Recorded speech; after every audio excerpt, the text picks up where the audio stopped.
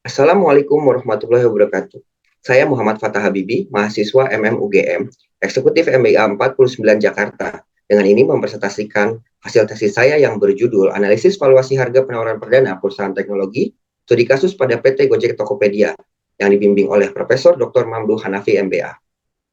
Latar belakang penelitian ini didasari pada kondisi Indonesia yang sangat atraktif bagi investor global dengan peningkatan jumlah venture capital maupun private equity yang masuk dalam sektor teknologi dalam 5 tahun terakhir telah menghasilkan investasi sebesar 4,7 miliar.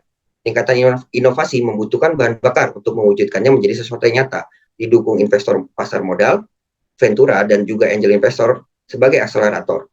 Ketidakpastian bisnis dan tingkat resiko yang tinggi terhadap perusahaan di tahap awal dapat menghambat keberlangsungan modal dalam menunjang investasi.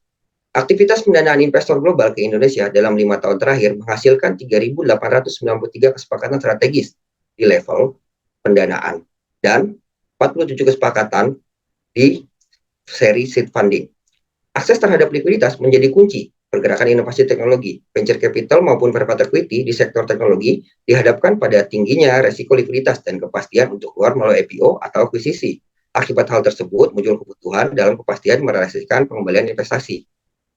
Pasar modal di Indonesia mendukung pertumbuhan perusahaan berbasis teknologi untuk mencatatkan saham melalui IPO. IPO Gotoh menjadi momentum besar untuk meningkatkan akses likuiditas melalui penawaran umum dalam memecahkan masalah likuiditas investasi yang menjadi ganjalan untuk menggerakkan inovasi teknologi, serta dukungan regulasi melalui diterbitkannya POJK nomor 22 titik nomor 4 2021 tentang penerapan klasifikasi saham dengan hak suara multiple oleh emiten dengan inovasi dan tingkat pertumbuhan yang tinggi.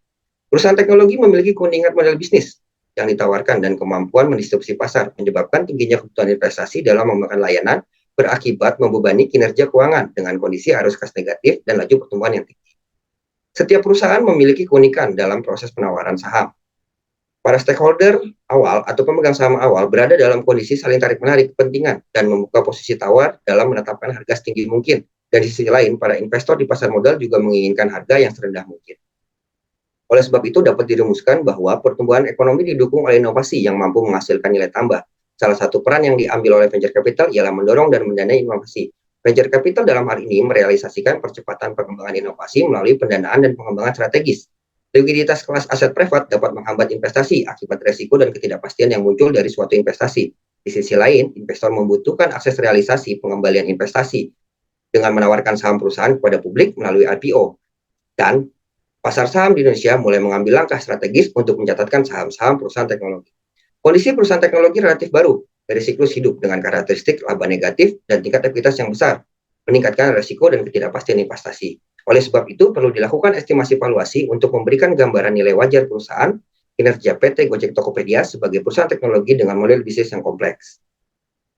Pada penelitian ini, pertanyaan penelitian mengacu pada beberapa nilai intrinsik saham pada penawaran PT Gojek Tokopedia dan apakah harga penawaran saham PT Gojek Tokopedia termasuk under value atau over value.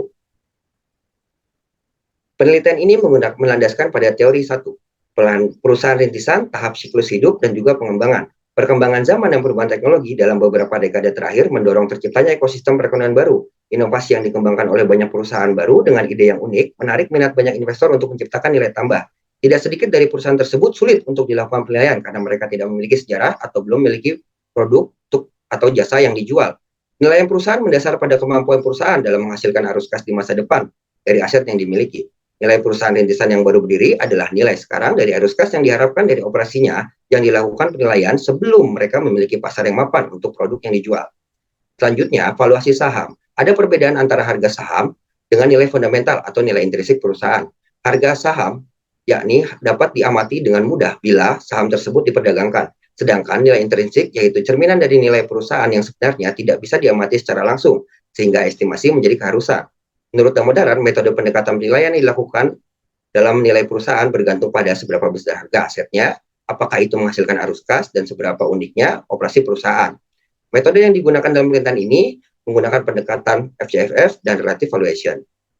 Free Cash Flow to Firm yakni sebuah metode yang memberikan gambaran bahwa nilai sebuah perusahaan diestimasi seluruh nilai perusahaan yang diperhitungkan dikurangi seluruh klaim dari pemegang saham, lalu membaginya dengan jumlah saham yang beredar. Metode ini efektif dalam estimasi nilai perusahaan rintisan yang memiliki berbagai klaim atas ekuitas. Relative valuation, pendekatan ini merupakan pendekatan pasar yang dilakukan dengan membandingkan perusahaan dengan perusahaan sejenis yang ada di pasar. Metode penelitian. Pada penelitian ini menggunakan metode yang menggambarkan pendekatan studi kasus dengan penelitian deskriptif yang ditujukan untuk menggambarkan fenomena yang berlangsung pada saat ini dan yang masa lampau. Serta penelitian ini menggunakan pendekatan kuantitatif berupa pengumpulan dan pengukuran data yang berbentuk angka dan pendekatan kualitatif berupa penggambaran keadaan secara naratif. Data sekunder yang digunakan yakni prospektus perusahaan tahun 2022, laporan tahunan Gojek Tokopedia tahun 2021, seluruh materi public expose dan keterbukaan informasi yang tersedia, data kinerja keuangan perusahaan pembanding, data lain yang relevan dengan penelitian, serta dikumpulkan dengan cara studi dokumenter. Teknis analisis data yang digunakan menggunakan metode valuasi discounted cash flow yang mengedepankan estimasi future cash flow dengan pendekatan top-down approach. Metode ini menganalisis perkiraan total pasar untuk suatu produk atau layanan dengan melakukan estimasi pasar potensial untuk produk, menentukan pangsa pasar, mengestimasi biaya margin atau margin operasional, mengestimasi kebutuhan investasi. Dalam hal ini perusahaan teknologi memiliki nilai investasi yang tinggi, maka nilai total capital expenditure dan perubahan working capital dari tahun terakhir dapat menjadikan asumsi dengan tingkat yang tidak realistis dan tidak konsisten. Oleh sebab itu, perhitungan reinvestasi dihitung berdasarkan perubahan pendapatan yang dibagi dengan tingkat sales to capital ratio. Selanjutnya, mengestimasi tingkat diskon dan juga mengestimasi tingkat terminal value. Pada metode relative valuation, perusahaan memiliki kesulitan karena tidak adanya pembanding yang cukup relevan dalam satu entitas. Oleh sebab itu, beberapa pembanding diambil dari beberapa perusahaan dan menggunakan multiple atau angka pengali harga berupa enterprise value to sales, enterprise value to EBITDA, dan price to sales. Selanjutnya dilakukan analisis skenario untuk memberikan potensi gambaran yang lebih informatif dalam menilai dan menyajikan resiko dalam suatu investasi. Dilakukan penyusunan skenario untuk mengestimasi arus kas dalam menilai aset, diperkirakan melalui berbagai skenario yang bertujuan mendapatkan pemahaman yang lebih baik tentang pengaruh setiap faktor resiko terhadap nilai aset. Skenario satu yang digunakan yakni Gotoh dalam 5 tahun ke depan mampu menghasilkan laba yang positif dengan memanfaatkan momentum COVID-19 yang mempercepat digitalisasi dan memaksimalkan tingkat monetisasi. Skenario 2, yakni Gotoh dalam 10 tahun ke depan mampu menghasilkan laba yang positif dan tingkat monetisasi layanan yang rendah. Selanjutnya, dilakukan rekonsiliasi nilai dengan rata-rata tertimbang untuk mendapatkan nilai akhir saham. Hasil penelitian. Kinerja PT Gojek Tokopedia. Kinerja keuangan Gotoh dalam beberapa tahun terakhir menunjukkan konsistensi peningkatan pendapatan dengan rata-rata pertumbuhan sebesar 47% dari tahun 2018 hingga 2021. Peningkatan beban usaha Gotoh tumbuh rata-rata sebesar 43,90% setiap tahun. Beban usaha hingga tahun 2020 mengalami penurunan sebesar 42,15% akibat pandemi COVID-19 dan juga terjadi peningkatan pada tahun 2021 sebesar 99,49% akibat akuisisi Tokopedia oleh Gojek. Struktur biaya Gotoh sejalan dengan tahapan perusahaan pada fase pertumbuhan yang terkonsentrasi pada cost of revenue, sales marketing expense, dan biaya general dan administratif dalam rangka mengembangkan pangsa pasar. Sebagai ekosistem digital terbesar, Gotoh mengoptimalkan digitalisasi melalui peningkatan teknologi dan pengembangan produk. Dengan skala ekosistem bisnis yang luas, tingkat kebutuhan pengembangan produk pada tahap awal cukup tinggi, maka perusahaan banyak melakukan investasi pada teknologi dan produk yang belum dapat dikapitalisasi. Gotoh menunjukkan kemampuan perusahaan dalam menjalankan aktivitas operasional jangka panjang yang baik. Peningkatan ekuitas di 2021 yang signifikan berasal dari hasil pra-IPO dan M&A, yang merubah posisi ekuitas perusahaan dari 20 triliun menjadi 139 triliun dengan posisi kas bersih sebesar 31 triliun. Penerapan konsep light model aset membawa pendekatan bisnis Gotoh, tidak padat modal dan tingkat belanja modal yang rendah di masa depan. Struktur modal masih didominasi oleh modal ekuitas perusahaan dan belum ada indikasi peningkatan utang jangka panjang melalui penerbitan surat utang dalam beberapa tahun ke depan. Gambaran industri. Dalam 4 tahun terakhir, Gotoh berhasil tumbuh dari bisnisnya. Sebelum Gotoh mengakuisisi Tokopedia dari 2018 hingga 2020, pendapatan terbesar didorong oleh aktivitas on-demand service. Pada kondisi pandemi, ada peningkatan pendapatan pada segmen jasa keuangan sebesar 15% dengan tren peningkatan yang stabil di 2021. Segmen lainnya di Gotoh mencakup berbagai layanan turunan, termasuk di dalamnya platform maupun layanan yang bekerja sama dengan pihak ketiga dalam ekosistem. Kondisi arus kas negatif yang terjadi pada Gotoh menjadi kesulitan untuk mengasumsikan tingkat margin. Untuk menentukan asumsi margin operasi, peneliti merefleksikan margin operasi pada rata-rata industri. Seiring pertumbuhan perusahaan, tingkat margin Gotoh di masa depan akan berada di antara rata-rata industri perusahaan digital. dengan tingkat margin operasi di 25% mengacu pada operating profit margin perusahaan teknologi dalam indeks Nasdaq 100. Tingkat kerugian yang tinggi dan kehilangan cukup banyak modal karena investasi dalam pengembangan produk yang ditutup dengan memasukkan modal baru. Kebutuhan dan investasi dihitung dengan menghubungkan pendapatan yang mampu dihasilkan dari setiap rupiah modal yang didapatkan melalui perbandingan perubahan pendapatan terhadap sales to capital ratio. Perusahaan akan bertumbuh dan berubah secara karakteristik menuju fase stabil dan maturity. Saat ini Goto dalam tahap fase growth dan akan menuju fase stabil. Pertumbuhan pada fase stabil akan menggunakan tingkat risk-free rate sebagai representasi tingkat pertumbuhan. Penggunaan risk-free rate sebagai representasi pertumbuhan arus kas pada fase stabil karena dapat menggambarkan pertumbuhan ekonomi di masa depan dan menghubungkan kondisi inflasi pertumbuhan serta tidak adanya gambaran yang relevan untuk pertumbuhan masa depan.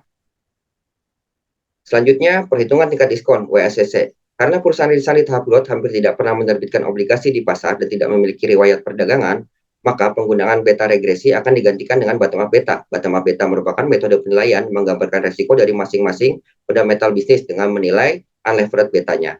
Kemudian unlevered beta yang dihitung akan dileveragekan dengan leverage dari perusahaan Goto itu sendiri dan ditemukan nilai leverage beta Goto sebesar 0,78%. Nilai 0,78 ini akan dimasukkan ke dalam perhitungan cost equity dengan tingkat risk rate 7,12% dan risk market 6,10%. Maka ditentukan nilai cost of equity sebesar 11,85%.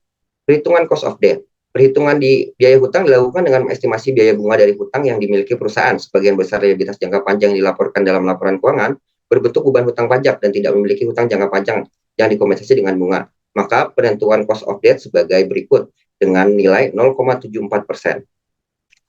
Setelah dilakukan estimasi free cash flow dan proyeksi dalam 10 tahun, maka ditemukan nilai value of operating asset dari skenario 1 dan skenario 2. Hasil estimasi pada skenario 1, nilai operating asset lebih tinggi daripada skenario 2. Hal ini disebabkan rendahnya free cash flow yang dihasilkan pada skenario 2 yang berpengaruh dalam perhitungan operating asset. Nilai value operating asset tertera pada tabel yang disampaikan sebagai berikut. Selanjutnya, setelah ditentukan nilai value operating asset, maka dilakukan perhitungan harga per lembar IPO. Sebelumnya dilakukan koreksi yang dilakukan dengan mempertimbangkan probabilitas keberlangsungan perusahaan akibat arus kas negatif dalam menghadapi kemungkinan kegagalan dalam mencapai pertumbuhan dan kondisi likuiditas aset pasca diperdagangkan. Penyesuaian dan koreksi direfleksikan dalam tingkat diskon sebesar 5% yang menggambarkan probabilitas kebangkrutan yang diharapkan dari nilai ekuitas yang mencerminkan rata-rata timbang dari nilai keberlangsungan usaha dan kegagalan usaha. Dari hasil nilai tersebut ditemukanlah hasil dari free cash flow pada skenario 1 dan skenario 2. Rekonsiliasi nilai dari hasil tersebut dilakukan dengan rata-rata tertimbang dengan bobot base 25%, base 50%, dan worst 25%. Rekonsiliasi nilai pada dua skenario tersebut, maka didapatkan estimasi nilai per lembar saham per harga penawaran perdana pada skenario 1 sebesar Rp463 dan skenario 2 sebesar Rp346. Setelah ditemukan perhitungan melalui metode discounted cash flow, maka penghitungan selanjutnya menggunakan pendekatan relative valuation yang menggunakan 14 perusahaan pembanding baik di dalam negeri maupun di luar negeri dengan indikator EV to sales, EV to EBITDA, dan EV dan price to sales ratio. Nilai rata-rata yang digunakan sebagai angka pengali atau multiple dari rata-rata EV to sales sebesar 5,4, EV to EBITDA sebesar 8,02, dan price to sales sebesar 7,09. Hasil perhitungan nilai ekuitas per lembar saham berdasarkan ketiga faktor pengali tersebut ditemukan sebagai berikut. Harga IPO Goto berdasarkan relative valuation dari EV to sales sebesar Rp395,21, EV to EBITDA sebesar Rp483,39, dan price to sales sebesar Rp238,61. Setelah ditemukan nilai dari seluruh metode yang digunakan, maka rekonsiliasi nilai dilakukan dengan rata-rata timbang dengan pembobotan pada masing-masing metode. Penentuan pembobotan penilaian dilakukan dengan 70% untuk metode discounted cash flow dengan 2 skenario dan 30% untuk relative valuation. Pembobotan lebih nitik beratkan pada perhitungan metode DCF karena telah mempertimbangkan arus kas dan risiko perusahaan dari tahap growth menuju maturity. Sedangkan pada metode relative valuation, pembobotan ditentukan lebih kecil karena tidak ditemukannya pembanding yang sesuai untuk menggambarkan aktivitas bisnis Goto dalam satu entitas, serta kondisi industri yang belum mature di Indonesia, rentan terpengaruh oleh perilaku dan dinamika pasar. Berdasarkan hasil rekonsiliasi, peneliti berpendapat bahwa estimasi nilai per lembar saham harga penawaran perdana Goto sebesar Rp395 Dari hasil perhitungan tersebut, terlihat perbedaan antara harga penawaran perdana Gotoh sebesar 338 ya, yang lebih rendah sebesar 16,8% dari perhitungan estimasi. Oleh sebab itu, dapat ditentukan bahwa harga penawaran perdana Gotoh masuk kategori under value atau depressing dengan selisih 16,18%, yang sejalan dengan teori terkait fenomena penawaran perdana di pasar saham, bahwa harga penawaran saham perdana di pasar saham cenderung ditawarkan lebih rendah dari nilai intrinsiknya. Kesimpulan, dari penelitian ini, peneliti menyimpulkan bahwa dari nilai rekonsiliasi tertimbang menunjukkan nilai sebesar Rp390. Dengan melihat hasil nilai rekonsiliasi, peneliti berpendapat ada perbedaan antara nilai intrinsik pada saham dengan nilai penawaran perdana Gotoh pada 22 April 2022, yang mana nilai intrinsik lebih tinggi 16,85% dan mengindikasikan kondisi under value. Metode perhitungan valuasi pada perusahaan dalam fase growth dengan menggunakan discounted cash flow akan memberikan gambaran mengenai arus kas yang dapat dihasilkan oleh perusahaan. Dalam kasus perusahaan memiliki kinerja keuangan negatif, penentuan asumsi menjadi kunci penting dalam melakukan valuasi, terutama untuk menggambarkan pertumbuhan perusahaan dari waktu ke waktu. Perhitungan akan sangat dipengaruhi oleh penentuan asumsi dasar target valuasi di akhir periode yang digunakan untuk menggambarkan kondisi perusahaan. Keterbatasan penelitian. Dalam penelitian ini, perhitungan estimasi saham Gotoh dari fase growth menuju maturity yang dilakukan peneliti belum dapat dianggap benar secara keseluruhan. Peneliti dalam hal ini hanya menggambarkan beberapa kemungkinan melalui skenario yang dibuat untuk menggambarkan profitabilitas perusahaan. Penelitian ini terbatas pada dua skenario utama yang digunakan dan faktor-faktor pendorong perusahaan, yakni tingkat pertumbuhan, profitabilitas, terminal value, dan risiko. Penentuan asumsi penelitian mengacu pada pasar global yang secara karakteristik memiliki perbedaan dengan lokasi penelitian. Penelitian ini dilakukan berbagai macam penyesuaian untuk melakukan estimasi nilai harga penawaran. Oleh sebab itu, ada keterbatasan yang timbul akibat subjektivitas penulis dalam menginterpretasikan kondisi PT Gojek Tokopedia, termasuk kondisi kinerja keuangan, kondisi lingkungan bisnis, kondisi industri, dan makro. Hal ini menimbulkan resiko terdapat perbedaan penilaian dari peneliti lainnya. Sekian dari saya. Terima kasih. Assalamualaikum warahmatullahi wabarakatuh.